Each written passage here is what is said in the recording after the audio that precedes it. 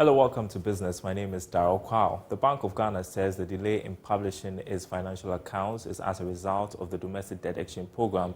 Deputy Ranking Member on the Finance Committee of Parliament, Isaac Adongo, had criticized the Governor of the Central Bank, Dr. Ernest Addison, of failing to file financial statements of banks for almost 6 months now.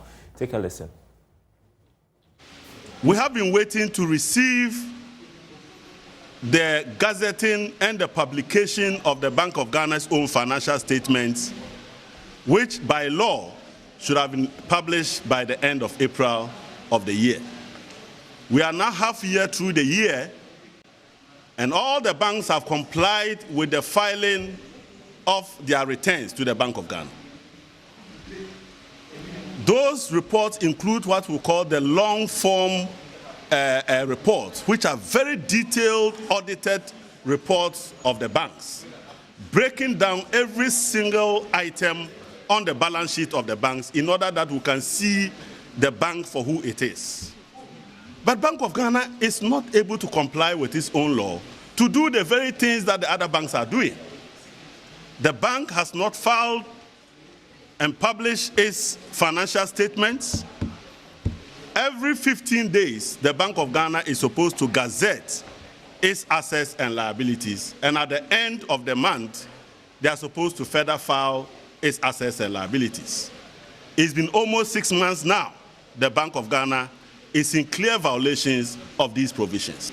You would have noticed that over the last 2-3 years, the Bank of Ghana has been running away from the Finance Committee of Parliament. We have been inviting him to appear before us and speak to his report. Initially, I had to write letters to him and get my lawyers to warn him before he started filing his reports. Having filed the reports, he is not willing to appear before us. We will engage the Speaker to subpoena the Governor to appear before us, and that there's no hiding place for him.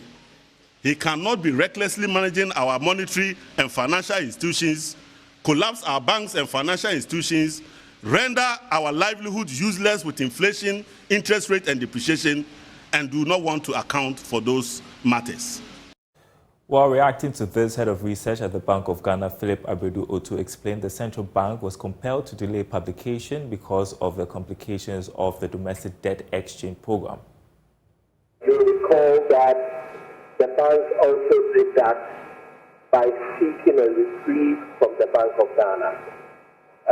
All banks are supposed to do that by the end of the first quarter, but because of the impact of the domestic debt exchange on the balance sheet of the bank wrote to the central bank to ask for an extension of the deadline to allow the external auditors to do a more thorough job.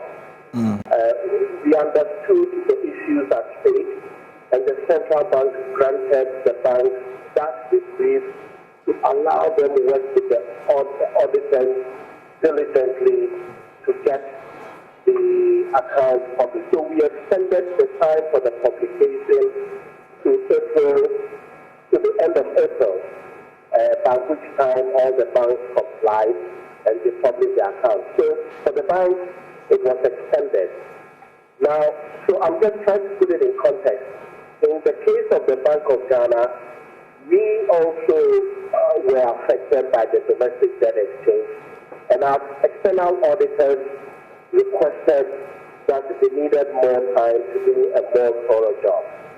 So the Bank of Ghana wrote to the Finance Minister, who we report to ask for an extension of that deadline to the end of July. That's all in business. The news continues after this break.